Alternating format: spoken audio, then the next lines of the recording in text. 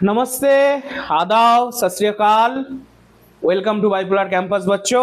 आशा रखता हूँ कि तुम सभी अच्छे हो, खुश हो और मम्मी पापा का ध्यान रख रहे हो और अपना भी ध्यान रख रहे हो। तो फिर चलो आज हम लोग स्टार्ट करेंगे। क्लास 10 का एक चैप्टर है। क्लास 10 का जो पहला चैप्टर है वो ये है कि सेल डिवीजन। अभी हम लोग ये जो सेल डिवीजन है इसको एकदम अच्छे से डिकोड करेंगे कि ये जो सेल डिवीजन टॉपिक है या फिर चैप्टर है ये इतना, बहुत सारे स्टूडेंट को मैं देखता हूं कि उन लोगों को हार्ड लगता है, लेकिन ये इतना हार्ड है नहीं। तो आज हम लोग ये जो सेल डिवीजन चैप्टर है इसको आज हम लोग डिकोड करेंगे। तो तैयार हो जाओ, चाय बिस्तर तकिया लेके एकदम रेडी हो जाओ, टैब लेके। तो फिर चलो स्टार्ट करते हैं। सेल डिवीजन, अच्छा बात है, कोई प्रॉब्लम नहीं। लेकिन सेल डिवीजन में हम लोगों को कुछ चीज जानना होगा, बेसिक कुछ चीज। जैसे ये जो सेल है,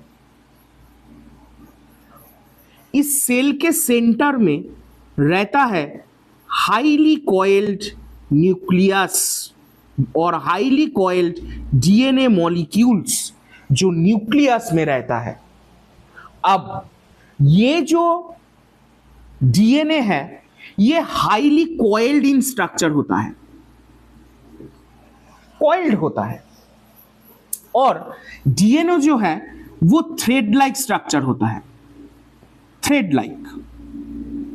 अगर तुम लोगों को कोई पूछे कि बेटा ये जो न्यूक्लियस है ये है क्या, तुम इतना बोलोगे कि सर न्यूक्लियस में डीएनए प्रेजेंट रहता है। डीएनए एक थ्रेड लाइक स्ट्रक्चर है जो जेनेटिक मटेरियल को कैरी करता है। इतना तुम लोगों को बोलना है, ठीक है। अभी देखो ये जो डीएनए है ना, डीएनए उतना सिंपल नहीं है जितना अब तक तुम लोग जान के आए हो। डीएनए के अंदर कुछ चीज ऐसा है जो तुम्हें जानना होगा। जैसे देखो मैं स्टार्ट कर रहा हूं कि डीएनए का फुल फॉर्म क्या है बेटा? डीएनए के फुल फॉर्म ये है डीऑक्सी राइबो न्यूक्लिक एसिड, ठीक है। इसका मतलब है कि डीएनए जो है, डीएनए एक एसिड मॉलिक्यूल है या फिर डीएनए एसिडिक इन नेचर है। एसिडिक इन नेचर मतलब उसमें नेगेटिव आयन ज्यादा होगा। अगर नेगेटिव आयन ज्यादा रहेगा, सेम आयन सेम फोर्स में रिपल्शन होगा और डीएनए डी नेचर हो जाएगा। तो फिर सॉल्यूशन क्या है? डीएनए को स्टेबिलाइज करने के लिए मुझे क्या चाहिए? डीएनए तो एक थ्रेड लाइक स्ट्रक्चर है, धागा टाइप का होता है। वो जो अनुष्का शर्मा और वरुण धवन का था ना, सुई धागा, तो ये धागे के जैसा दिखने में होता है। तो फिर ये जो डीएनए है, अगर ये वाला धागा नेगेटिवली चार्ज्ड है और उसको तुम रैप कर रहे हो, तो फिर नेगेटिव आयन और नेगेटिव आयन में रिपल्शन होगा और डीएनए का जो थ्रेड लाइक स्ट्रक्चर है वो डीनेचर हो जाएगा। तो फिर सॉल्यूशन क्या है? कुछ तो रहेगा। डीएनए को स्टेबिलाइज करने के लिए डीएनए के अंदर एक प्रोटीन रहता है, जो उस प्रोटीन का नाम है हिस्टोन प्रोटीन। हिस्टोन प्रोटीन ये एक बेसिक प्रोटीन होता है और हिस्टोन प्रोटीन का कुछ टाइप है, जैसे H2A, H2B, H3, H4 और एक है जिसको हम लोग बोलते हैं H1। H1 को बोलते हैं लिंकर डीएनए। अब देखो क्या होता है, इसका मतलब हिस्टोन मॉलिक्यूल जो है, हिस्टोन मॉलिक्यूल टोटल 5 तरीके का होता है, H2A, H2B, H3, H4, H1। अब क्या होता है, यहां पे देखो, यहां पे टोटल 4 टाइप का हिस्टोन है। मैं लिखता हूं 1 2 3 4। एक में हो गया H2A, एक में हो गया H2B, एक में H3, एक में H4। लेकिन मजे का बात यह है कि हर एक हिस्टोन मॉलिक्यूल 2-2 करके रहेगा, मतलब और एक H2A और एक H2B और एक H3 और एक H4। यानी टोटल कितना मॉलिक्यूल ऑफ हिस्टोन हो गया, 1 2 3 4 5 6 7 8। इसको हम लोग बोलते हैं हिस्टोन ऑक्टामार।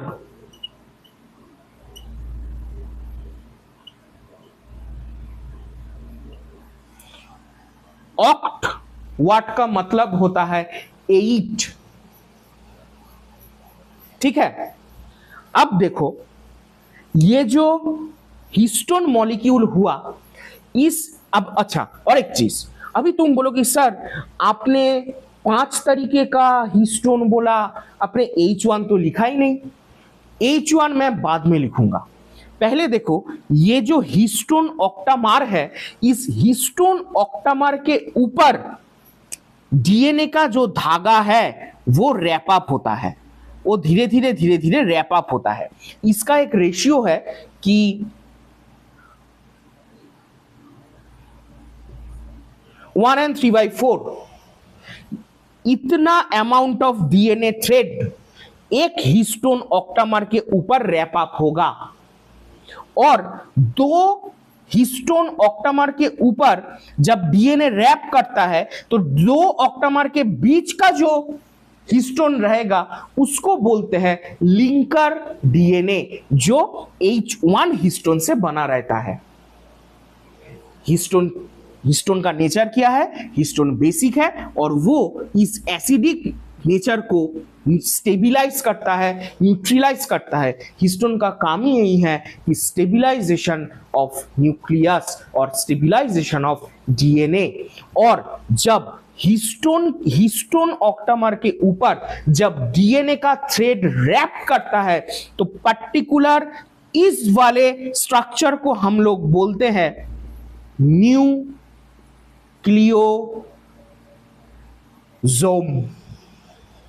2 न्यूक्लियोसोम के बीच में लिंकर डीएनए रहेगा जो H1 हिस्टोन से प्रस्तुत किया जाता है, जिसमें H1 डीएनए रहता है। क्लियर हुआ? अगर कोई दिक्कत है तो कमेंट करके बोलो कि सर हम लोगों को ये वाला चीज समझ में नहीं आया, मैं खुश हो जाऊंगा। कमेंट करो, कोई प्रॉब्लम नहीं है। अच्छा, अब देखो इतना तक तो हम लोगों का क्लियर हो गया कि मैं एक बार रैप अप कर देता हूं कि डीएनए का जो फुल नेम है वो है डीऑक्सीराइबोन्यूक्लिक एसिड। उसमें क्या रहता है, हिस्टोन रहता है। हिस्टोन ऑक्टामर के ऊपर जब डीएनए का धागा रैप करता है या डीएनए का थ्रेड और हेलिक्स जब रैप अप करता है तब उसको हम लोग बोलते हैं न्यूक्लियोसोम। 2 न्यूक्लियोसोम के बीच में जो डीएनए मॉलिक्यूल प्रेजेंट रहता है उसको हम लोग बोलते हैं लिंकर डीएनए, और जिसमें रहता है H1 हिस्टोन। अगर इतना तुम एग्जाम में लिख दिया ना बेटा, फुल मार्क्स गारंटी है, ये बाइपोलर पंडित का दावा है। अगर नहीं दिया ना तो पढ़ाना बंद कर दूंगा, मां कसम, तारा मां की कसम बोल रहा हूं कि मैं पढ़ाना छोड़ दूंगा अगर इतना तुम लिख के आए तो। हुआ? अभी हम लोग नेक्स्ट पोर्शन में मूव करेंगे। रुक जाओ, उसके पहले बोर्ड को थोड़ा सा रब कर देते हैं। अभी हम लोग हैं डीएनए में। चलो अभी हम लोग देखेंगे कि एक डीएनए का स्ट्रैंड किस किस मॉलिक्यूल से तैयार होता है। एक तो गया तुम्हारा हिस्टोन मॉलिक्यूल, तो चला ही गया। अभी हम लोग देखते हैं कि हिस्टोन के अलावा भी डीएनए में और क्या क्या चीज प्रेजेंट रहता है। चलो देखो,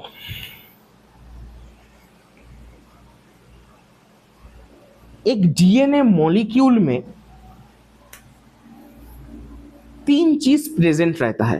ध्यान से सुनो, एक डीएनए मॉलिक्यूल में 3 स्केलेटल स्ट्रक्चर प्रेजेंट रहता है।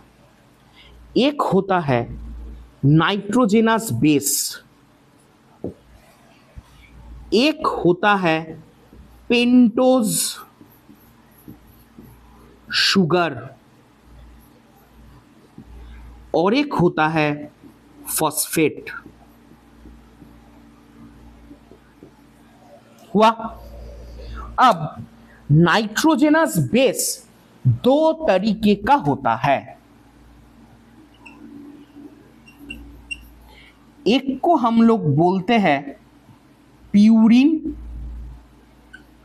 एक को हम लोग बोलते हैं पाइरीमिडीन और पिरीमिडीन। प्यूरिन का एग्जाम्पल है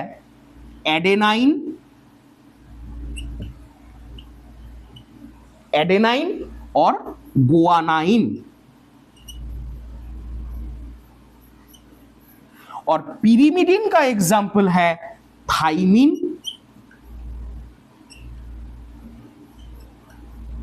यूरासिल और साइटोसिन। अब एक चीज है कि एडेनाइन जो है वो डबल बॉन्ड के थ्रू थाइमिन से पेयर्ड अप करता है। गुआनिन जो है वो ट्रिपल हाइड्रोजन बॉन्ड से साइटोसिन के साथ पेयर्ड करता है। और यूरासिल जो है, यूरासिल डीएनए में प्रेजेंट नहीं रहता है, यूरासिल आरएनए में प्रेजेंट रहता है। एक चीज मैं तुम्हें बोलना चाहता हूं कि डीएनए जो होता है वो डबल हेलिकल स्ट्रक्चर होता है और आरएनए एक सिंगल स्ट्रैंडेड मॉलिक्यूल होता है। डीएनए में कभी भी यूरासिल प्रेजेंट नहीं रहेगा, लेकिन आरएनए में थाइमिन के जगह यूरासिल प्रेजेंट रहता है। इसका मतलब जब आरएनए होगा, आरएनए फॉर्मेशन होगा, तो एडेनिन जो है वो यूरासिल के साथ डबल हाइड्रोजन बॉन्ड के थ्रू बॉन्ड करेगा। हुआ। एक बार देख लो कि नाइट्रोजेनस बेस जो बोला, प्यूरिन, पिरीमिडीन, जो जो चीज मैंने बोला, एक बार देख लो, स्क्रीनशॉट लेके एक बार देख लो।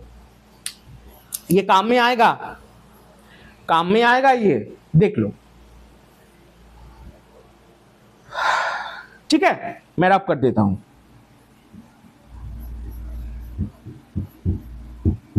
ये गया नाइट्रोजन बेस वाला पोर्शन। अब हम लोग आएंगे डीएनए में जो पेंटोज शुगर है। देखो, शुगर यानी कार्बोहाइड्रेट। कार्बोहाइड्रेट में एक चीज हम लोग पढ़े थे, मोनो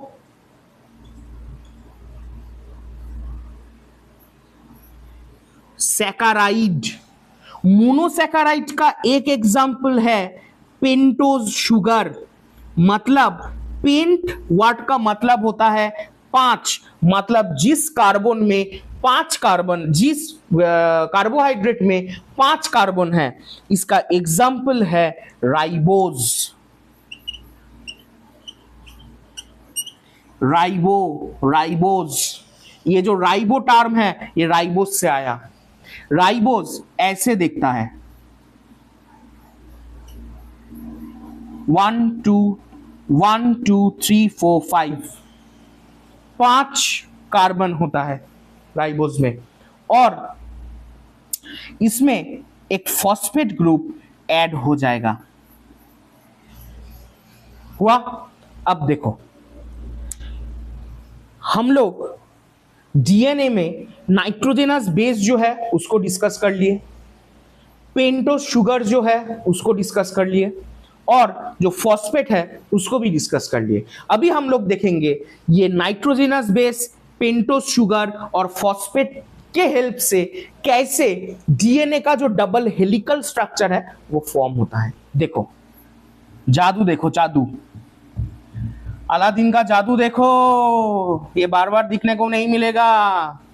देख लो, देख लो, देखो कैसे होता है। पहले पेंटोस शुगर हुआ। पेंटोस शुगर में एक फॉस्फेट ऐड होगा, हुआ। अच्छा, इसके साथ nitrogenous base, for an example मैं पकड़ लेता हूं एडेनिन, वो अटैच्ड है थाइमीन के साथ। थाइमीन फिर से अटैच्ड है राइबोस के साथ, और राइबोस फिर से अटैच्ड है एक फॉस्फेट के साथ। अब देखो दो टर्म है, एक होता है न्यूक्लियोटाइड, एक होता है, अभी टाइप पे नहीं जाएंगे, न्यूक्लियोसाइड, और एक होता है न्यूक्लियोटाइड। न्यूक्लियोसाइड का मतलब होता है कि जब पेंटोस शुगर नाइट्रोजनस बेस के साथ पेयर्ड अप करता है, उस कंडीशन को हम लोग बोलते हैं न्यूक्लियोसाइड। और जब नाइट्रोजनस बेस के साथ पेंटोस शुगर के साथ नाइट्रोजनस बेस तो है ही, उसके साथ जब एक फॉस्फेट ऐड होता है, उसको हम लोग बोलते हैं न्यूक्लियोटाइड। इससे क्वेश्चन आता है कि डिफाइन न्यूक्लियोसाइड, डिफाइन न्यूक्लियोटाइड, हुआ। अच्छा, अब देखो, अब क्या होता है कि डीएनए का, जहां पे हम लोग थे कि डीएनए का जो डबल स्ट्रैंडेड स्ट्रक्चर है वो कैसे फॉर्म होता है। देखो, गौर करना। अब अगेन एक पेंटोस शुगर मॉलिक्यूल जिसके साथ मान लो गुआनिन अटैच्ड है, गुआनिन ट्रिपल हाइड्रोजन बॉन्ड के साथ साइटोसिन के साथ अटैच्ड है। साइटोसिन अगेन पेंटोस शुगर के साथ बॉन्ड किया, और फिर से ये दोनों बॉन्ड के बीच में एक फॉस्फेट जाके अटैच्ड हो गया, जो इन दोनों स्ट्रैंड को अटैच करते हैं। अब इससे ही एक स्ट्रैंड डीएनए का तैयार होता है। कैसे? देखो, डीएनए दिखने में ऐसा है, एक को पकड़ लो, ये वाला जो स्ट्रक्चर है ये वाला है। कैसे बन रहा है? क्या इसका स्केलेटन में क्या है? इसके स्केलेटन में है pentose sugar, nitrogenous base, phosphate, हो गया न्यूक्लियोटाइड। एडेनिन बॉन्ड किया थाइमीन के साथ, थाइमीन बॉन्ड किया पेंटोस शुगर के साथ, अगेन एक फॉस्फेट के साथ, हुआ। अब देखो, अगेन और एक pentose sugar nitrogenous base paired up किया गुआनिन साइटोसिन के साथ। साइटोसिन मतलब नाइट्रोजनस बेस, किसके साथ पेयर्ड अप किया? पेंटोस शुगर के साथ। पेंटोस शुगर के साथ और एक फॉस्फेट ऐड हो गया। इस वाले फॉस्फेट जो है ये नॉर्मली, इस बॉन्ड का नाम है phospho diester bond. Phospho diester bond बहुत क्रिटिकल, मतलब इंपॉर्टेंट है, क्रिटिकल नहीं बोलूंगा। अब क्या होता है, फिर से और एक स्ट्रक्चर चला आएगा। जैसे मान लो नीच में ऐसे फिर से एक पेंटोस शुगर आ गया, एडेनिन आ गया, एडेनिन थाइमीन के साथ बॉन्ड किया, थाइमीन जो है वो अगेन पेंटोस शुगर के साथ बॉन्ड किया, फॉस्फेट के साथ ऐड हुआ, फॉस्फेट इसके साथ बॉन्ड किया, यहाँ पे फॉस्फेट है, ये दोनों अटैच हो गया। ऐसे धीरे धीरे देखो, ये एक स्टेयर के जैसा है, 1 2 3 4 ऐसे ऐसे एक स्ट्रैंड फॉर्म होता है। और मान लो यहाँ पे अगर एडेनिन होगा तो दूसरे वाले स्ट्रैंड में होगा थाइमीन, और ऐसे बॉन्ड फॉर्मेशन होता है। डीएनए का स्केलेटन ऐसे ही फॉर्म होता है, ऐसे ही फॉर्म होगा। वाटसन एंड क्रिक ने फर्स्ट ये डीएनए का जो डबल हेलिक्स स्ट्रक्चर है उसको डिस्कवर किया था। इसीलिए कभी कभी एग्जाम में पूछा जाता है कि describe the Watson Crick model of DNA, कभी कभी पूछ सकता है, एक बार देख लो। अच्छा ये तो तुम्हारा चला गया सेल के अंदर में जो न्यूक्लियस था, न्यूक्लियस के अंदर है डीएनए, डीएनए हिस्टोन के साथ बाइंड कर रहा है और फॉर्म कर रहा है न्यूक्लियोसोम, मैंने पहले ही बोला। दूसरा चीज हम लोग जो पढ़े हैं कि एक डीएनए हेलिक्स वो कैसे फॉर्म हो रहा है। और एक चीज मैं तुम लोगों को बोलूंगा, देखो ये तो एक सेल है, अच्छा बात है, उसके अंदर है डीएनए मॉलिक्यूल है, कोई दिक्कत नहीं, कोई दिक्कत नहीं। लेकिन क्या होता है, ये जो डीएनए है ना, इसमें बहुत वाटर मॉलिक्यूल प्रेजेंट रहता है, वाटर, ठीक है। जब सेल डिवाइड करने का स्टेज पे आता है तो वाटर मॉलिक्यूल जो है वो न्यूक्लियस से बाहर चला जाता है, जिसको हम लोग बोलते हैं डिहाइड्रेशन। जब न्यूक्लियस में डिहाइड्रेशन होगा तो यही वाला डीएनए अल्टीमेटली क्रोमोसोम फॉर्म करेगा। मतलब क्रोमोसोम जो है वो डीएनए से बना होता है। डीएनए के अंदर नाइट्रोजनस बेस है, पेंटोस शुगर है, फॉस्फेट है, हिस्टोन है। तो फिर क्रोमोसोम जो है वो हाईली कॉइल्ड डीएनए मॉलिक्यूल है जो डिहाइड्रेशन की वजह से फॉर्म होता है। क्लियर? अब देखो कुछ चीज मैं तुम लोगों को बोलूंगा, ये चीज मैं मेरे नीट के प्रिपरेशन में सीखा था, बहुत काम का चीज है। तो चलो फिर तुम लोगों को के साथ भी थोड़ा सा शेयर कर लेते हैं, क्या दिक्कत है उसको ना। तुम लोग तो मेरे भाई बहन के जैसे हो, अगर मेरा भाई टॉप कर जाएगा तो मेरे से तो खुशी कोई नहीं होगा। पेरेंट्स के बाद अगर कोई मतलब हैप्पी होता है स्टूडेंट के सक्सेस में तो वो एक टीचर होता है, और तुम तो सब मेरे मतलब भाई या बहन के जैसे हो, तो मैं तो और भी खुश हूँगा। पता नहीं तुम लोग मुझे देख पा रहे हो या नहीं, क्योंकि मैं वीडियो बना रहा हूँ, तुम लोगों से तो मैं देख नहीं पा रहा हूँ, तुम लोगों को बस कैमरा में देख रहा हूँ। तो अगर कहीं भी हो आप लोग, मतलब तुम लोग अगर इंडिया में, तो बाइपोलर पंडित का गुड विशेस और प्यार हमेशा तुम लोगों के साथ रहेगा, हमेशा तुम लोगों के साथ रहेगा।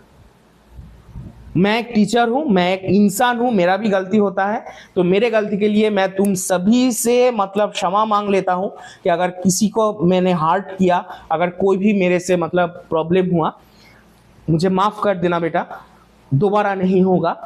और मैं हमेशा तुम लोगों के साथ हूं, मेरा जो गुड विशेस है, पॉजिटिव वाइब्स है, वो तुम लोगों के साथ है। आशा रखता हूं कि तुम सभी बोर्ड एग्जाम में कमाल करोगे, कमाल करोगे। अच्छा ठीक है, चलो अब शुरू करते हैं। एक अच्छा जो मैंने सीखा था, हाँ, देखो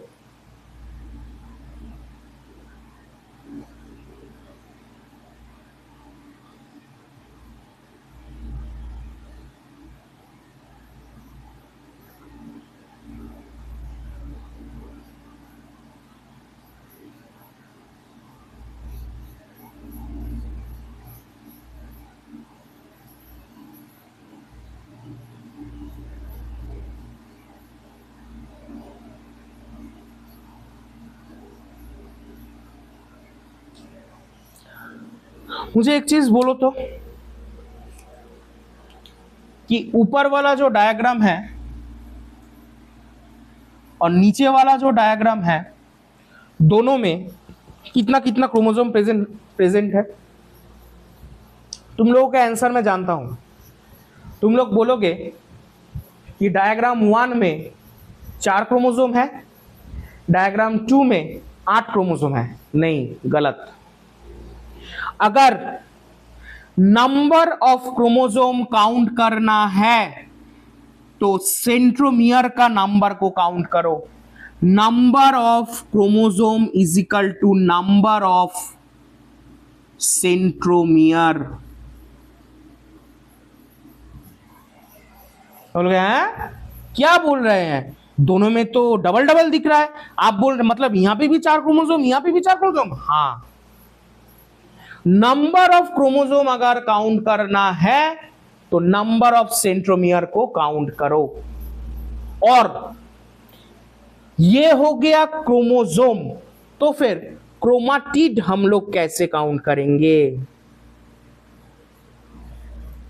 देखो, क्रोमाटिड जो है वो ऑलवेज पेयर में रहेगा। जैसे ये एक पेयर, ये एक पेयर, ये एक पेयर, ये एक पेयर, मतलब यहां पे 4 क्रोमोसोम है और 4 क्रोमाटिड है। कभी भी ये मत बोल देना यहां पे 4 क्रोमोसोम और 8 क्रोमाटिड, नहीं नहीं। सेट 1 में 4 क्रोमोसोम है, 4 क्रोमाटिड है। लेकिन अगर मैं बोलूं कि डायग्राम 1 में आर्म कितना है, तो आर्म हो जाएगा 8। 1 2 3 4 5 6 7 8, आर्म होगा 8। डायग्राम 1 का बात कर रहा हूं। Chromosome 4, chromatid 4। अब देखो डायग्राम 2, क्रोमोसोम नंबर कितना होगा बेटा? 1 2 3 4, 4। क्रोमाटिड देखो, ये एक पेयर, ये एक पेयर हो गया 2। देखो मैं एक बार मैं कर देता हूं, 1 2 3 4 5 6 7 8, मतलब यहां पे क्रोमाटिड है 8, क्रोमोसोम है 4, और आर्म जो है वो नंबर ऑफ क्रोमाटिड से मल्टीप्लाई कर दो, यानी 16 आर्म है। 1 2 3 4 5 6 7 8 9 10 11 12 13 14 15 16, 16 आर्म है, 8 क्रोमाटिड है और 4 क्रोमोसोम है। ये चीज समझ लो, ये ट्रिक्स है। अगर इसको समझ लोगे तो मियोसिस बाएं हाथ का खेल है, सॉरी ये तो डान हाथ है, बाएं हाथ का खेल है, सॉरी हुआ। अच्छा अब देखो ये चीज हुआ ना। अच्छा अब देखो, और एक चीज मैं बोलता हूं, और एक टर्म है जो तुम लोगों को लगेगा। पहले मैं टर्म को बोलूंगा, मैं बुक के थ्रू नहीं जाऊंगा। बुक में तो सभी पढ़ते हैं, बहुत सारा टीचर भी है जो बुक ओरिएंटेड पढ़ाता है। मैं बुक ओरिएंटेड नहीं पढ़ाऊंगा। हाँ, बुक का टॉपिक रहेगा लेकिन मेरा ओरिएंटेशन थोड़ा सा अलग रहेगा। देखो क्या होता है कि देखो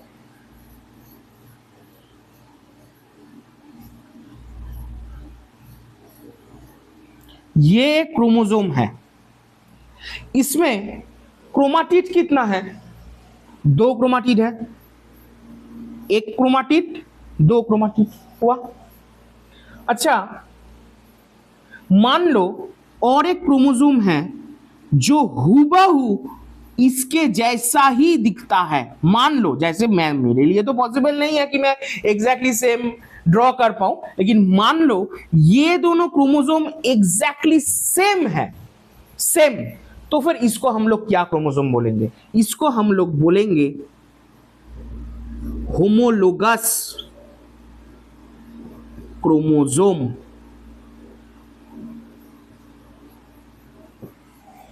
होमोलोगस क्रोमोसोम का मतलब ये होता है कि 2 क्रोमोसोम एग्जैक्टली आइडेंटिकल होता है, उसको हम लोग बोलते हैं होमोलोगस क्रोमोसोम हुआ। अब देखो ये दोनों होमोलोगस क्रोमोसोम है, ठीक है। अच्छा ध्यान से देखना, ये एक क्रोमोसोम है, ये एक क्रोमोसोम है, ये एक क्रोमाटिड है, ये एक क्रोमाटिड है, ठीक। लेकिन एक चीज बोलो, मान लो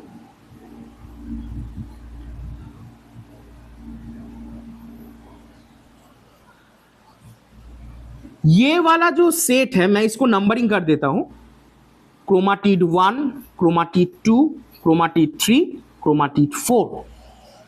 देखो क्रोमाटिड 1 और chromatid 2 belongs from the same chromosome, मतलब इसका जो सेंट्रोमियर है, मतलब इसका जो सेंटर ऑफ ओरिजिन है वो सेम है। अगर तुम्हारा सगा भाई या बहन रहेगा तो मम्मी पापा तो सेम होगा। इसका मतलब 1 और 2 क्रोमाटिड जो है उसका ओरिजिन यानी मम्मी पापा सेम है। इसका मतलब ये 1 और 2 जो है ये भाई बहन के जैसा है। अगर ऐसे कंडीशन में 1 और 2 जो है वो है सिस्टर क्रोमाटिड। 3 और 4 ये भी सिस्टर क्रोमाटिड ही है। लेकिन अगर मैं क्रोमोसोम 1 और क्रोमोसोम 2 के बारे में बात करूं तो क्रोमोसोम 1 और क्रोमोसोम 2 ये तो अलग अलग है, सेम पेरेंट्स तो नहीं है।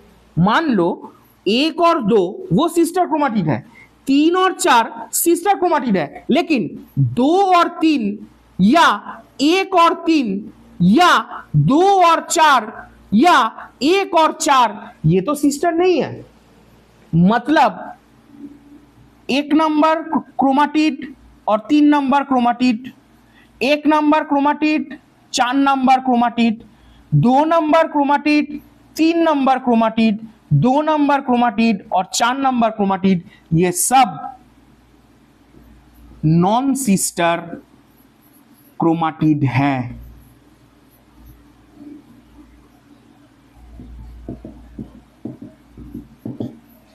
क्यों नॉन सिस्टर है? क्योंकि 1 और 2, 3 और 4 belongs from the different parents. 1 और 2 का मम्मी पापा सेम है इसीलिए वो सिस्टर क्रोमाटिड है, लेकिन 1 और 2 और 3 और 4 इन दोनों का मम्मी पापा अलग है इसीलिए they are non sister chromatid. Meiosis में हम लोग पढ़ेंगे एक टर्मिनोलॉजी है जिसको हम लोग बोलते हैं क्रॉसिंग ओवर। ये जो क्रॉसिंग ओवर है ये 2 होमोलोगस क्रोमोसोम यानी क्रोमोसोम 1 और क्रोमोसोम 2, 2 होमोलोगस क्रोमोसोम का 2 नॉन सिस्टर क्रोमाटिड के बीच में होता है। तब ये चीज तुम लोगों को समझ में नहीं आएगा।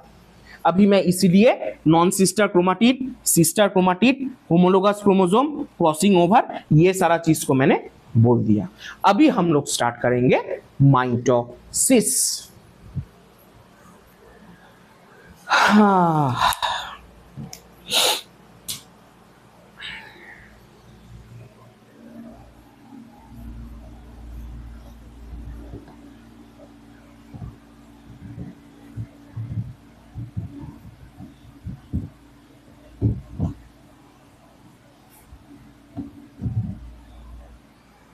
माइटोसिस सेल डिवीजन, चलो देखते हैं।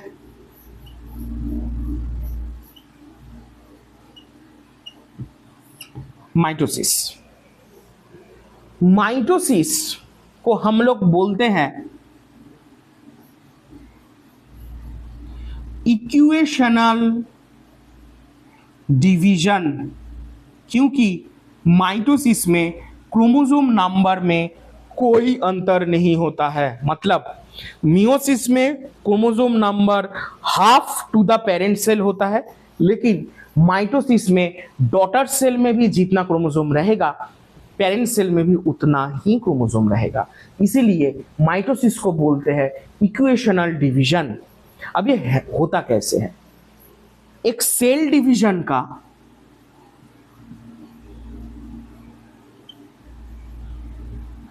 एक सेल डिवाइड होने से पहले वो सेल साइकिल में जाएगा। सेल साइकिल का 2 फेज है, एक है इंटरफेज, एक है माइटोटिक और एम फेज। इंटरफेज में टोटल 3 सब फेज है, G1, S, G2, और एम फेज में तुम्हारा जाता है प्रोफेज, मेटाफेज, एनाफेज, टेलोफेज। ठीक, अब देखो मैं एक डायग्राम ड्रॉ करता हूं। इतना हो गया।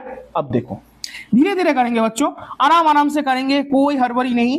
धीरे धीरे ही हम लोग सब कुछ सीखते हैं। एक बच्चा जब बड़ा होता है ना, तो एक एक एक क्लास 1 का बच्चा कभी भी ग्रेजुएशन लेवल का पढ़ाई एक दिन में नहीं कर पाएगा, ग्रेजुअली जाएगा। तो हम लोग वैसे ही करेंगे। देखो मैं एक फ्लो चार्ट बना रहा हूं। ये एक सेल साइकिल का फ्लो चार्ट है, जिसमें मान लो 75% जो है वो इंटरफेस कवर करता है।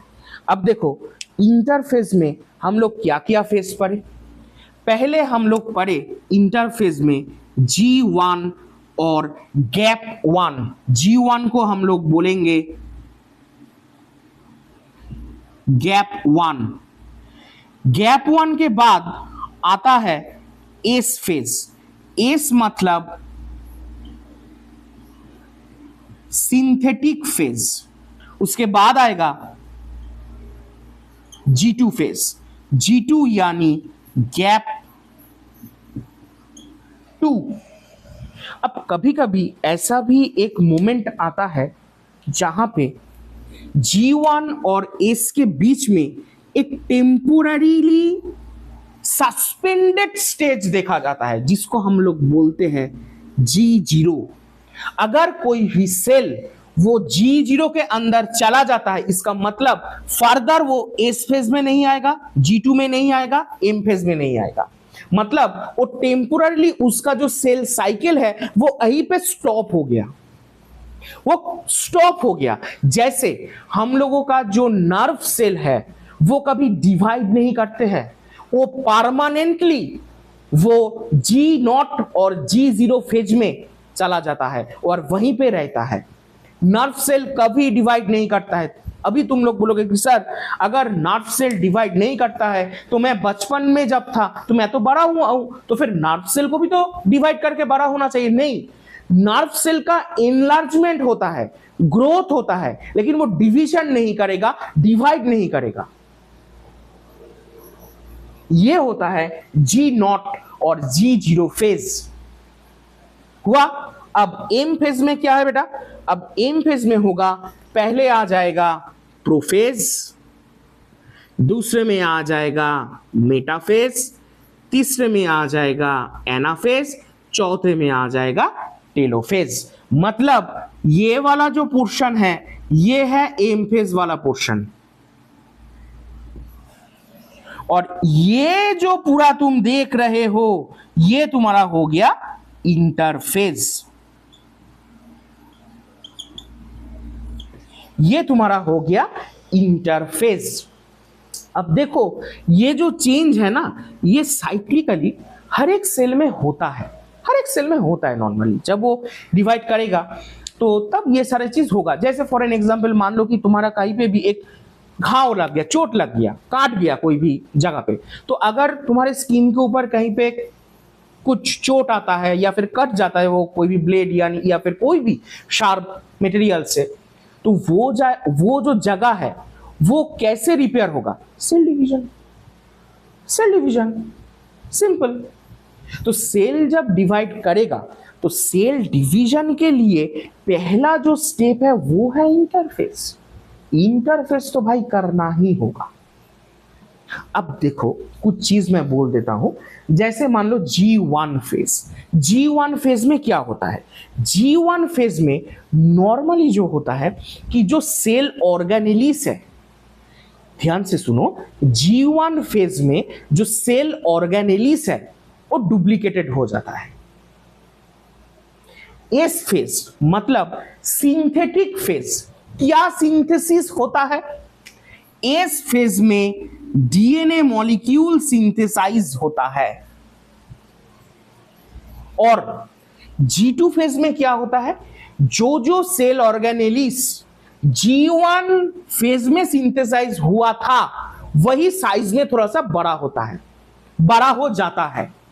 और आरएनए सिंथेसिस भी होता है। उसके साथ सिर्फ आरएनए सिंथेसिस मत लिखना, आरएनए भी सिंथेसाइज होता है गैप 2 और G2 फेज में। अभी हम लोगों का जो सेल है वो अभी फिलहाल खड़ा हुआ है G2 फेज में। अब वो एंटर करने वाला है एम फेज, यानी एम फेज का जो पहला वाला फेज है प्रोफेज में। चलो फिर देखते हैं क्या होता है। चलो देखते हैं। इसको मैं मीटर दे रहा हूं बेटा, ठीक है। अच्छा, पता नहीं तुम लोगों को अच्छा लग रहा है या बुरा लग रहा है, कैसे पढ़ा रहा हूं, थोड़ा सा कमेंट कर देना तो मुझे भी पता चलेगा कि तुम लोग समझ पा रहे हो कि नहीं। क्योंकि अच्छा लगता है, क्योंकि मैं तो तुम लोगों का जो फेस है वो तो देख नहीं पा रहा हूं ना। तो बोल देना कि सर वीडियो कैसा था, कैसा लगा, थोड़ा सा बोल देना, अच्छा लगेगा। देखो डायग्रामेटिकली समझो, एक सेल है, उसके अंदर न्यूक्लियस है,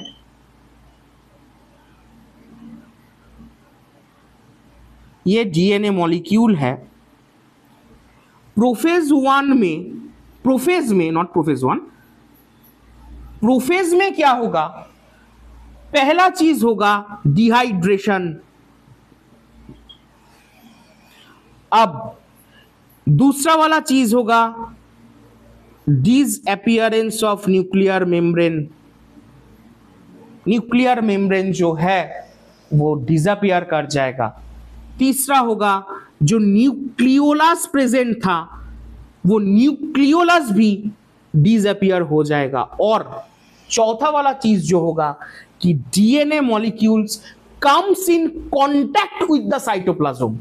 ये तो साइटोप्लाज्म है, अगर न्यूक्लियर मेम्ब्रेन नहीं रहेगा तो फिर डीएनए मॉलिक्यूल जो है वो साइटोप्लाज्म के कांटेक्ट में आ जाएगा। ये होता है प्रोफेज में। अब दूसरा मेटाफेज। देखो ऑलरेडी डिहाइड्रेशन हो गया, मैं पहले ही बोला था अगर डीएनए मॉलिक्यूल डिहाइड्रेशन में जाएगा तो क्रोमोसोम फॉर्मेशन होगा। मतलब मेटाफेज में हम लोग क्रोमोसोम देखने को मिलेगा। सिंपल सा फंडा है भाई।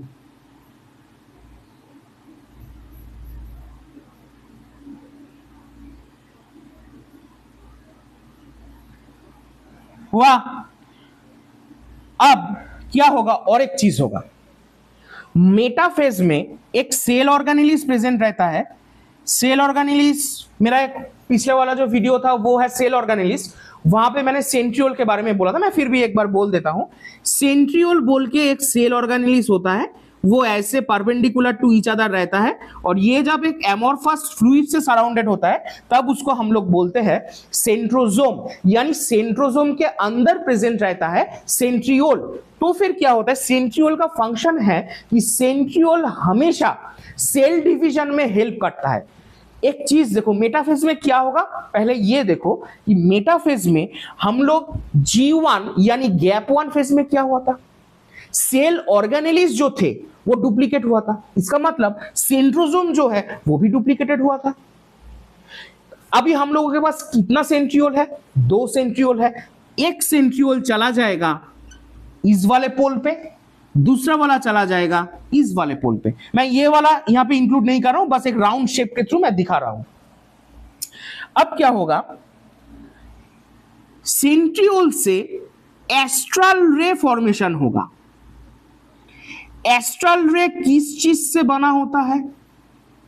या स्पिंडल फाइबर बोल सकते हैं हम लोग। नॉर्मली एस्ट्रल रे जो है वो एनिमल सेल के लिए यूज होता है, वो वाला टर्म। और स्पिंडल फाइबर जो है वो हम लोग प्रोनाउंस करेंगे प्लांट के लिए, क्योंकि प्लांट में सेंट्रियोल प्रेजेंट नहीं रहता है। प्लांट सेल में सेंट्रियोल प्रेजेंट नहीं रहता है, एनिमल सेल में सेंट्रियोल प्रेजेंट रहता है। इसीलिए ये जो सेंट्रियोल है ये एस्ट्रल रे, इसको हम लोग बोलेंगे एस्ट्रल रे। मतलब जो सेंट्रियोल है वो एस्ट्रल रे फॉर्मेशन करेगा। तो फिर मेटाफेज में क्या क्या हो रहा है? मेटाफेज में movement of centriole to the opposite poles done, formation of chromosome done, और ये वाला जो प्लेन है इसको बोलते हैं इक्वेटोरियल प्लेन। अब देखो तुम अभी बोलोगे कि सर इक्वेटोरियल प्लेन या इक्वेटोरियल प्लेन किसको बोलते हैं? इक्वेटोरियल प्लेन उसको बोलते हैं, देखो ये वाला अगर पोर्शन में तुम इस सेल को कट करोगे तो एग्जैक्टली इक्वल हाफ में वो डिवाइड हो जाएगा। उसी पर्टिकुलर प्लेन को, इसको तुमको थ्री डायमेंशनली सोचना पड़ेगा कि equatorial plane is that plane through which if we cut the entire ball of mass divided equally, that is known as equatorial plane। अभी मेटाफेज में क्रोमोसोम फॉर्मेशन हो गया, सेंट्रियोल पोल में रीच हो गए और एस्ट्रल फॉर्मेशन कंप्लीट हो गया और क्रोमोसोम्स जो है वो इक्वेटोरियल प्लेन में अभी रिसाइड कर रहा है। अब क्या होता है, अभी हम लोग पढ़ेंगे एनाफेज। एनाफेज में क्या होगा? एनाफेज में देखो देखो अभी यहां पे कितना क्रोमोसोम दिख रहा है बेटा तुम्हें? 4 क्रोमोसोम दिख रहा है, ठीक। अभी इक्वेटोरियल प्लेन के थ्रू स्पिंडल फाइबर में एक पुल आएगा। ये वाला जो सेंट्रियोल है ये पुल करेगा, खींचेगा, ठीक। और सेंट्रीमियर के बीच में से ये इक्वली हाफ हो जाएगा। मतलब क्या हो रहा है, अभी ये डिवाइड होके ऐसा फॉर्म हो जाएगा। देखो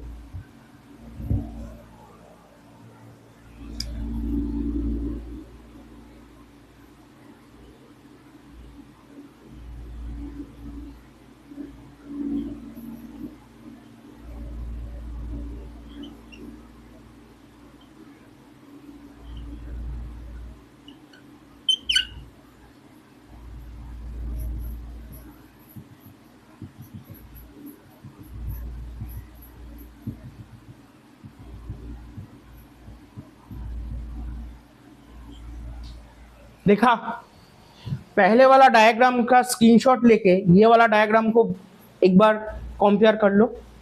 तुम इतना देख पाओगे कि सेंट्रोमियर का जब डिवाइड हो रहा है, वो सेंट्रोमियर मतलब अगर ऐसा एक स्ट्रक्चर है, इसको हम बीच में से अगर काट दे तो फिर क्या फॉर्म हो जाएगा? क्रोमोसोम फॉर्म हो जाएगा। यहाँ पे 2 क्रोमाटिड थे, यहाँ पे भी 2 ही क्रोमाटिड है, लेकिन एक एक क्रोमाटिड को हम लोग एक एक क्रोमोसोम बोलेंगे। इसीलिए माइटोसिस को हम लोग बोलते हैं इक्वेशनल डिवीजन। मतलब 4 पहले भी था, डायग्राम के अनुसार मैं बोल रहा हूं, 4 क्रोमोसोम पहले भी था, 4 क्रोमोसोम अब भी है, दोनों साइड पे, ठीक। अब टेलोफेज में क्या होगा? जब देखो मैं यहीं पे समझाऊंगा, जब क्रोमोसोम पोल पे आ गया, अभी हम लोग डिस्कस करेंगे टेलोफेज। तब क्या होता है कि अगेन जस्ट प्रोफेज 1 में जो जो चीज हुआ था उसका उल्टा चीज हो जाएगा टेलोफेज में। जैसे रीअपियरेंस ऑफ न्यूक्लियर मेम्ब्रेन, जैसे हाइड्रेशन ऑफ क्रोमोसोम, जैसे reappearance of nucleolus and the chromosome structure denatured and again form a highly coiled thread-like irregular coiled structure that is chromatin। मतलब टेलोफेज में जो होता है वो प्रोफेज का उल्टा होता है। अब देखो तो फिर हर एक पोल पे अभी हम लोग ये चीज मिटा देते हैं, हर एक पोल में अभी मेरा 8-8 करके क्रोमोसोम्स है। हुआ। अब देखो एक चीज मैं तुम लोगों को बोल देता हूं।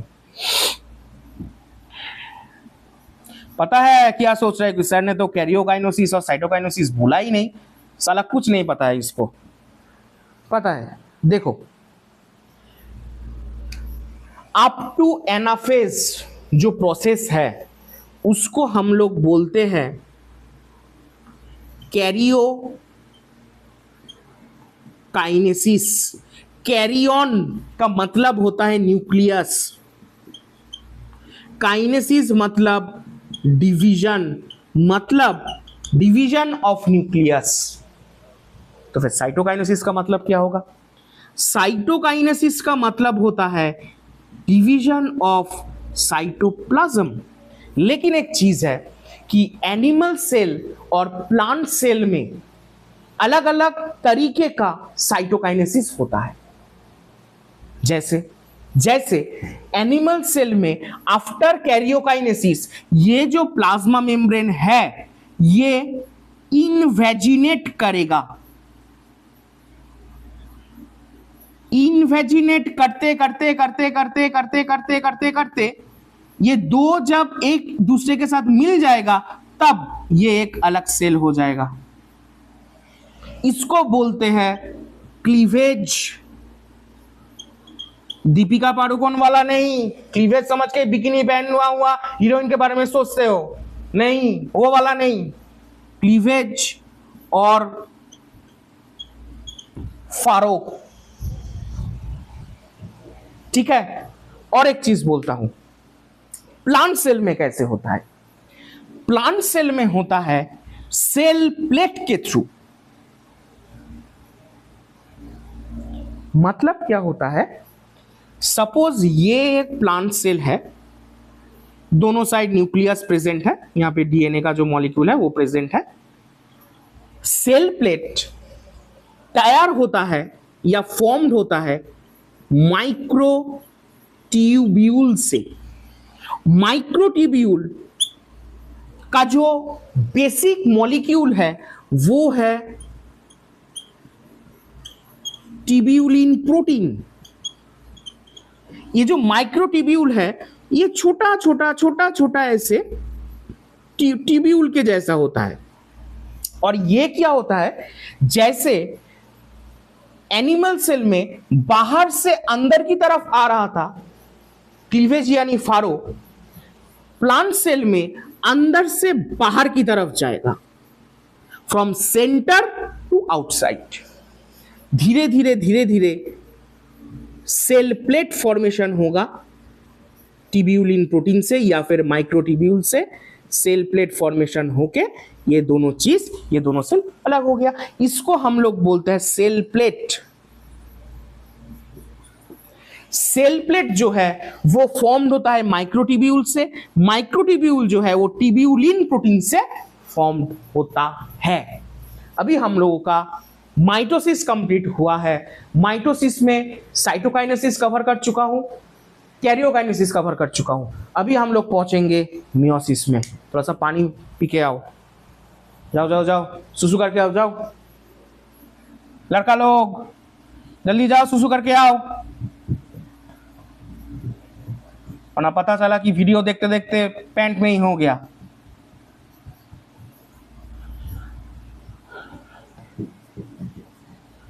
तो मैं थोड़ा सा पानी का बोतल लेके आता हूं, 1 मिनट।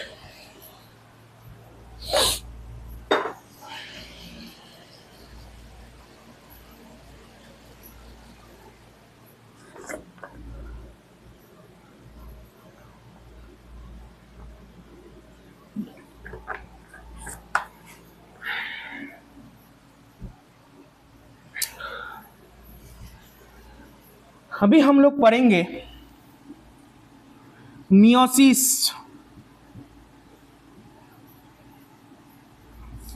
मियोसिस को हम लोग बोलते हैं रिडक्शनल डिवीजन।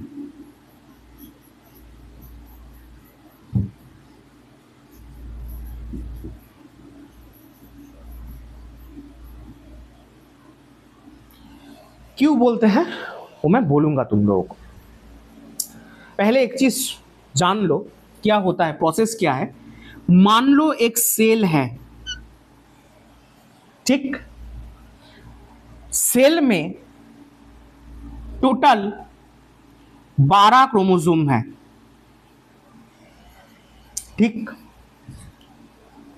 ये सेल में जब ये सेल साइकिल करके, यानी इंटरफेज में G1, S, G2 इन सारे फेज को पार करके जब ये माइटोटिक डिवीजन में जाएगा तो फिर ये पहले 2 सेल में डिवाइड होगा। ठीक है, 2 सेल में डिवाइड होगा।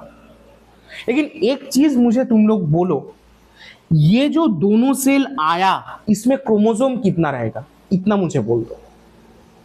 एक्चुअली जब इस वाले स्टेज को हम लोग बोलते हैं meiosis 1, meiosis 1 is the actual reductional phase, और इसमें रिडक्शनल मतलब क्रोमोसोम नंबर हाफ हो जाएगा, मतलब इसमें 6 क्रोमोसोम रहेगा, इसमें भी 6 क्रोमोसोम ही रहेगा। अब तुम लोग बोलो कि सर आपने ऐसा क्यों बोला मियोसिस 1, इसका कोई दूसरा भी कैटेगरी है क्या? हाँ, मियोसिस 2 तरीके का होता है, मियोसिस 1 और मियोसिस 2।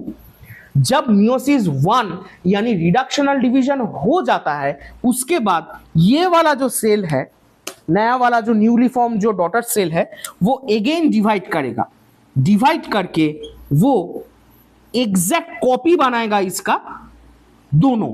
मतलब यहां पे अगर 6 क्रोमोसोम है, इस वाले में अगर 6 है तो इसमें भी 6 रहेगा, इसमें भी 6 रहेगा, इसमें भी 6 रहेगा, इसमें भी 6 रहेगा। मतलब क्रोमोसोम नंबर का कोई रिडक्शन और नहीं होगा। इसीलिए मियोसिस 2 को हम लोग बोलते हैं इक्वेशनल फेज। मियोसिस 2 को हम लोग बोलते हैं इक्वेशनल फेज, क्योंकि यहां पे मियोसिस में कभी भी, मियोसिस 2 में क्रोमोसोम नंबर जो है वो रिड्यूस नहीं होगा। और एक चीज देखो, माइटोसिस में 1 सेल से 2 सेल फॉर्म होगा, मियोसिस में 1 सेल से 4 डॉटर सेल प्रोड्यूस होगा। मतलब ये वाला जो चीज है ये हम लोग ऑब्जर्व करेंगे जर्म सेल में। मैं लिख देता हूं, कुछ कुछ चीज है मैं बोलूंगा। जर्म सेल, तुम बोलोगे what is a germ cell sir? Germ term is related to sex organ. मतलब इतना जान लो, एक फीमेल और एक मेल का जो सेक्सुअल पोर्शन है, जहां पे मेल में स्पर्म प्रोड्यूस होता है और फीमेल में ओवम प्रोड्यूस होता है, उस पर्टिकुलर ऑर्गन मतलब टेस्टिस और ओवरी में मियोसिस होगा। मियोसिस कभी भी, जैसे मान लो सोमैटिक सेल में नहीं होगा। सोमैटिक सेल का मतलब होता है जर्म सेल के अलावा जो भी सारा सेल हम लोगों के बॉडी में है उसको हम लोग बोलते हैं सोमैटिक सेल। अब देखो जर्म सेल में क्या होता है, जर्म सेल में 1 सेल से 4 गैमेट बनता है। ड्यूरिंग गैमेटोजेनेसिस मतलब गैमेट फॉर्मेशन में क्या हो रहा है, गैमेट फॉर्मेशन में जब गैमेट फॉर्म हो रहा है उसी वक्त पे क्रोमोसोम नंबर हाफ हो जाता है। इसका रीजन मैं तुम लोगों को बोलता हूं क्यों। चलो फिर डीप डिगिंग करते हैं। देखो पेरेंट सेल में, मतलब ये तो पेरेंट है, मान लो ह्यूमन बींग्स है, उसमें टोटल क्रोमोसोम, जैसे मान लो कि मैं फॉर एन एग्जांपल मेरा बात मैं कर रहा हूं, मैं एक मेल इंडिविजुअल हूं, मुझमें कितना क्रोमोसोम है 46। मेरे वाइफ जो होगा, फिलहाल अभी तो है नहीं, कोई गर्लफ्रेंड भी नहीं है, वाइफ भी नहीं है, तो उसके बारे में नहीं बोल रहा हूं। तो मान लो कि अगर मेरा एक वाइफ हुआ तो वाइफ में कितना क्रोमोसोम रहेगा 46 क्रोमोसोम रहेगा। तो फिर हम लोगों का जो बच्चा होगा उसमें कितना क्रोमोसोम रहेगा। तुम तो बोलोगे सर आपके अंदर 46 है, मैम के अंदर 46 है, दोनों का एडिशन कर दो बच्चे के अंदर आ जाएगा। ऐसा नहीं होता है बेटा। अब तुम तुम्हारे एंसेस्टर के पीछे जाओ तो तुम्हारे अंदर कितना क्रोमोसोम है, तुम तो बोलते हो 46 है, तुम्हारा मम्मी के अंदर भी 46 है, पापा के अंदर भी 46 है। कैसे बैलेंस हो रहा है?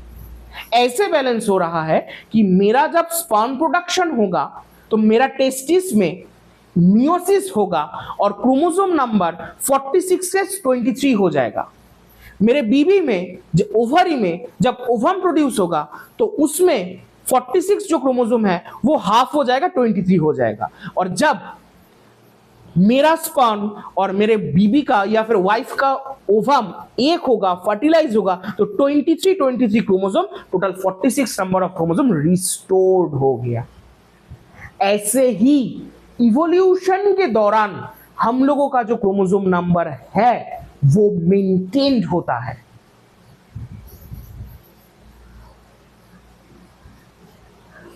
ह्यूमन बींग्स में क्रोमोसोम इतना इंपॉर्टेंट है, एक ह्यूमन बींग का क्रोमोसोम नंबर है 46 और एक चिंपैंजी, गोरिल्ला, ओरांगुटांग इन कैटेगरी का जो क्रिएचर है उसका क्रोमोसोम नंबर शुरू ही होता है 48 से, 48-50 से। मतलब 2 क्रोमोसोम चेंज हुआ, ऐड हुआ, तुम्हारा स्पीशीज ही चेंज हो गया। इतना इंपॉर्टेंट है क्रोमोसोम नंबर, समझे? मियोसिस का इंपॉर्टेंस समझे? हुआ। अब देखो और भी एक इंपॉर्टेंस है मियोसिस का, वो मैं अभी नहीं बोलूंगा, पढ़ाऊंगा बोलूंगा, पढ़ाऊंगा बोलूंगा, ऐसे करूंगा। चलो फिर हम लोग शुरू करते हैं। मियोसिस का एक बहुत इंपॉर्टेंट टॉपिक जो है क्रॉसिंग ओवर। देखो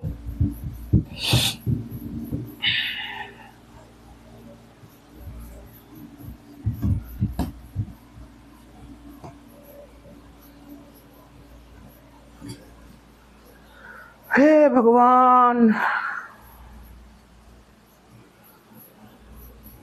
देखो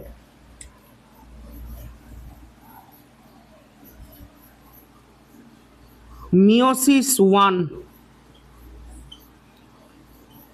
prophase 1, metaphase 1, anaphase 1, telophase 1, meiosis 2,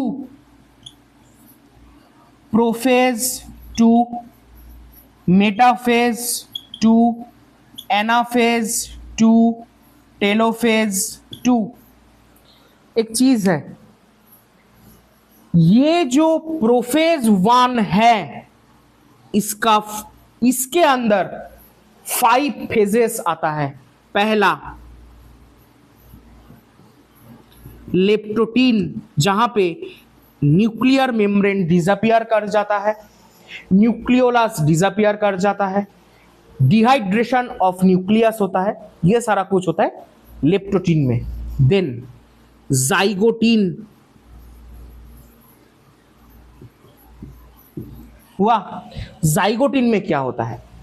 zygotene में क्या होता है कि देखो हम लोगों के अंदर टोटल क्रोमोसोम है 46, यानी 23, ठीक। ये हो गया एक सेट, ये हो गया और एक सेट। यहां पे मैं पहले ही बोला था होमोलोगस क्रोमोसोम, याद करो। होमोलोगस क्रोमोसोम मतलब जो क्रोमोसोम दूसरे से एग्जैक्टली सेम होता है, आइडेंटिकल क्रोमोसोम को बोलेंगे होमोलोगस क्रोमोसोम।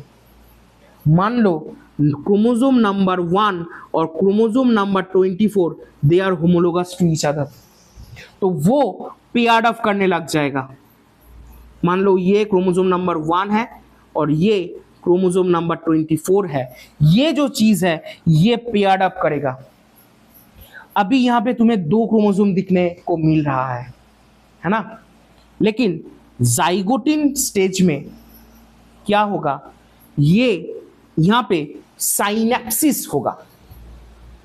साइनेप्सिस, अब तुम लोग बोलोगे साइनेप्सिस क्या है? साइनेप्सिस मैं लिख देता हूं,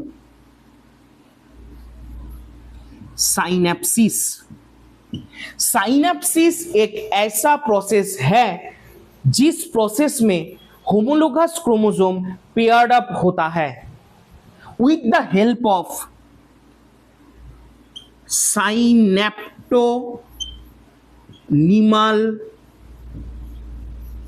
कॉम्प्लेक्स।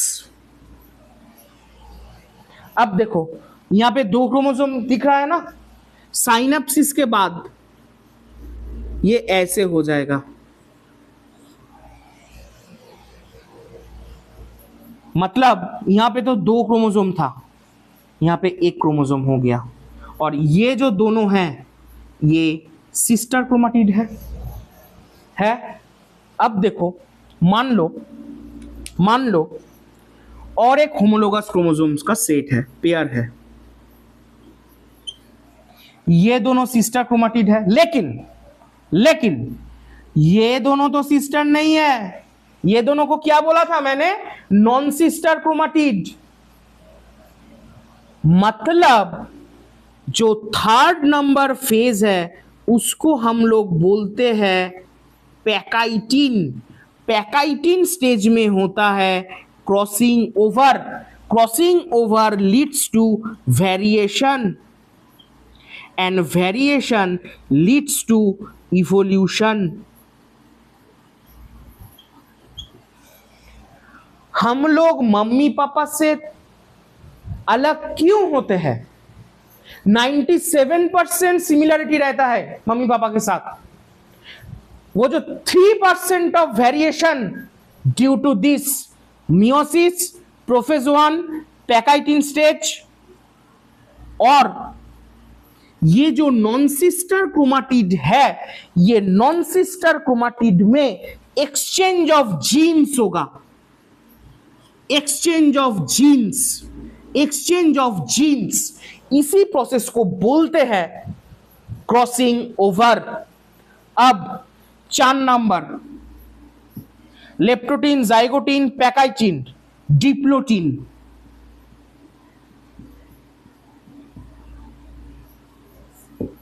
डिप्लोटीन में क्या होगा, कुछ ऐसे दिखेगा क्रोमोसोम्स, यहीं पे कर देता हूं, तुम लोगों को समझने में सुविधा होगा।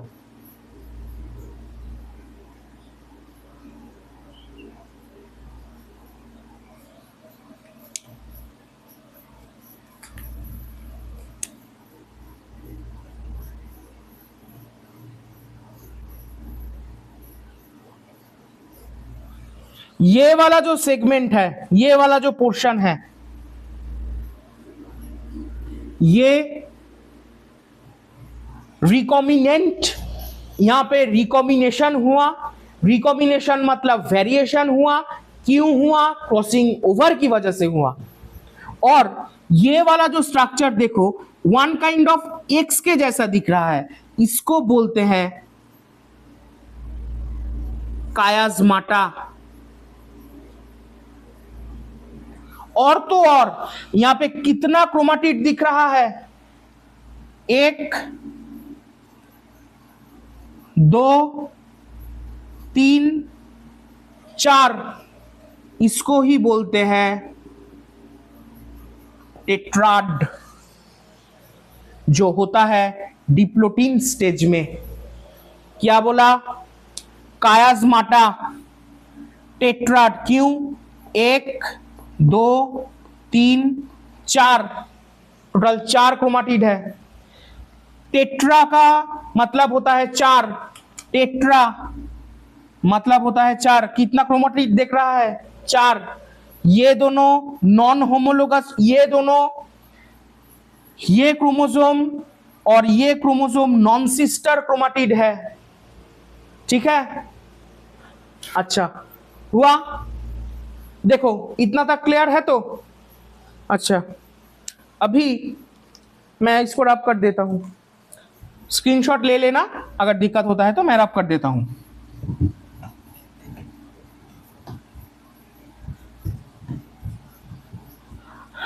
अब मेटाफेज, एनाफेज और टेलोफेज बाकी है। ओ और एक चीज है, वो है कि प्रोफेज-1 का तो 4 मैंने बोला, आखिरी वाला जो था वो था डायाकाइनेसिस।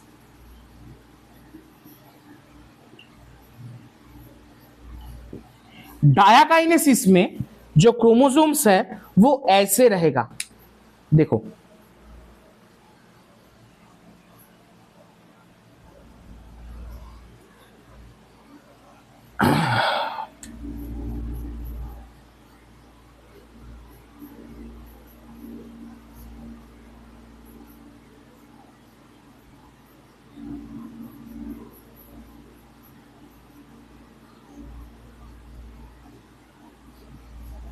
डायाकाइनेसिस इस पर्टिकुलर स्टेज का है।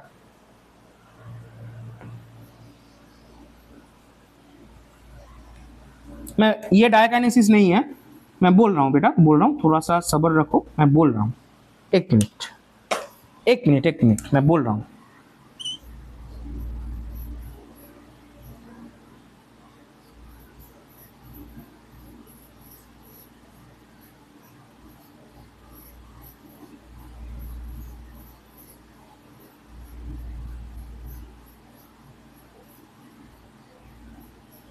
ये ऐसे अटैच्ड होगा। ये मैं ड्रॉ कर रहा हूं मेटाफेज 1 का स्ट्रक्चर। ये दिखने में लगभग ऐसे होता है, ठीक है।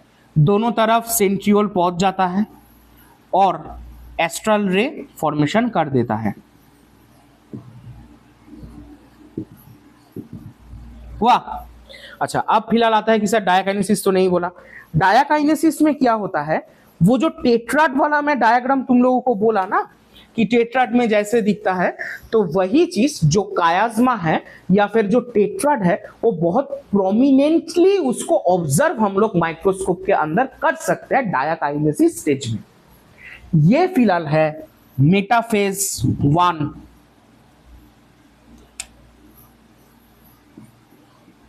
सेम, अच्छा एक चीज बोलो, नॉर्मल माइटोसिस में जब हम लोग मेटाफेज पढ़े थे उसमें कितना इक्वेटोरियल प्लेन था? एक। यहां पे 2 इक्वेटोरियल प्लेन है। मेटाफेज में 2 इक्वेटोरियल प्लेन है, 2, एक नहीं हुआ। अब एनाफेज 1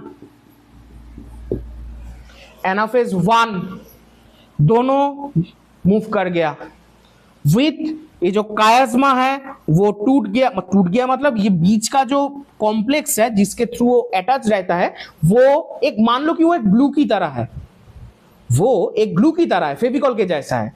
तो जब यहां से कॉन्ट्रैक्शन हुआ, यहां से ये सेंट्रीवोल खींच रहा है, दोनों अलग हो गया। अब देखो क्या हो रहा है, इसको ये वाला जो कंडीशन था